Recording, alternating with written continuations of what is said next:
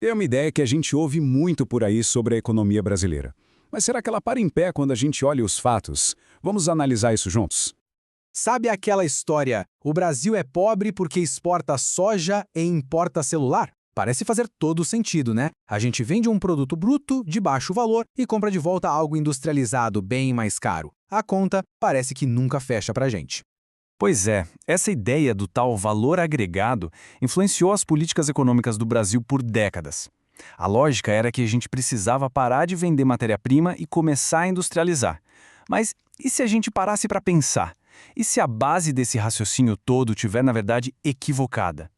Olha só essa tabela. O contraste é bem forte, né?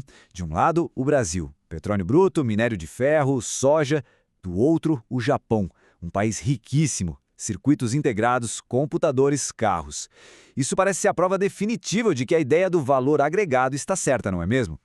A conclusão parece óbvia. Para ser rico, é preciso industrializar. Mas será que é sempre assim? Será que não existe nenhum outro país que conte uma história diferente? E aqui a coisa fica interessante. Vamos adicionar a Austrália na conversa, um país ainda mais rico que o Japão. E a economia deles é baseada em quê? Exatamente como a do Brasil, exportação de matéria-prima, minério de ferro, carvão, gás. Isso meio que quebra o argumento, né? Então, se o segredo não é exatamente o que se vende, qual é? A resposta está em uma palavrinha-chave: produtividade. Não importa tanto o produto final, mas sim o quão eficiente um país é em produzir aquilo, seja soja ou seja um chip de computador. É a eficiência que gera riqueza de verdade. E quando a gente olha para o Brasil, o cenário é bem claro. Nos últimos 25 anos, o único setor que viu a produtividade disparar de forma consistente foi, justamente, o agronegócio. Um crescimento de 6% ao ano. Enquanto isso, a indústria e os serviços, infelizmente, ou ficaram parados ou até andaram para trás em produtividade. Ok, mas aí vem aquela outra crítica muito comum também.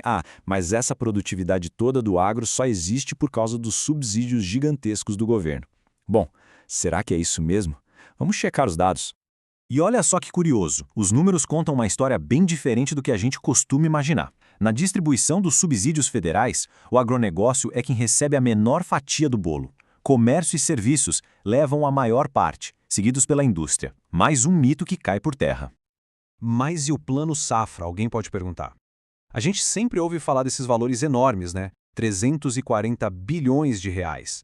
A impressão que fica é que o governo está injetando todo esse dinheiro no setor. Só que tem um detalhe crucial. A maior parte disso é um empréstimo. O produtor pega e paga de volta. O que é subsídio de verdade, o que de fato sai do bolso do governo para ajudar, é o custo para baixar um pouco os juros de parte desses empréstimos.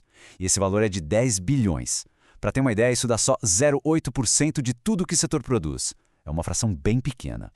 E tem mais um mito bem famoso, o de que a agricultura familiar produz 70% da comida que chega na mesa dos brasileiros. É um número que circula bastante, mas, de novo, quando a gente vai checar os dados, por exemplo, da Embrapa, a realidade é outra. A produção deles gira em torno de 30% do volume total de alimentos.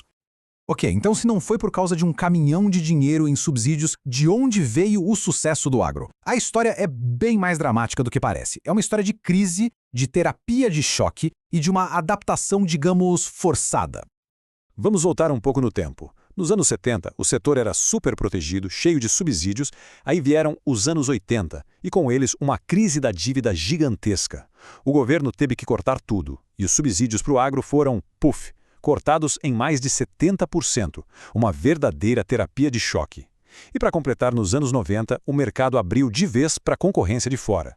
Foi um período duríssimo, mas que forçou uma transformação radical. E foi nesse momento de abertura que a gente vê dois caminhos bem diferentes se abrindo. De um lado, o agronegócio. Encarou a concorrência, se adaptou, investiu em tecnologia e se tornou uma potência mundial. Do outro, a indústria. Lutou contra a abertura, pediu mais proteção do governo e o resultado é que ela, em grande parte, continua estagnada. Então, se o segredo não foi o dinheiro do subsídio, qual foi a grande sacada? Foi o investimento do governo, sim, mas em outra coisa, em ciência, em pesquisa e desenvolvimento de longo prazo. E aqui entra a grande estrela dessa história, a Embrapa.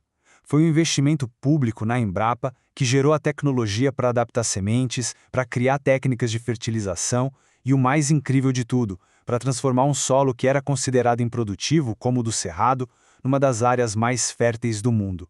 Foi isso que causou a explosão de produtividade.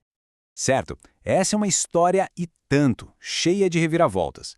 Mas a grande questão que fica é, o que a gente pode aprender com tudo isso? O que o sucesso do agronegócio pode ensinar para o resto da economia brasileira? Antes de tirar qualquer lição, é fundamental deixar claro: o agro não é perfeito, longe disso.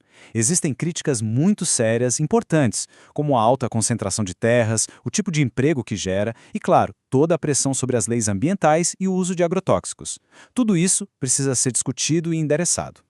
Mas focando na lição puramente econômica, a jornada do agro deixa uma pergunta no ar, uma pergunta bem provocadora. Se ter sido forçado a competir no mercado global, sem as amarras da proteção, tornou o agronegócio tão forte e produtivo, o que será que essa mesma exposição à competição poderia fazer pelo restante da nossa economia? Fica aí a reflexão.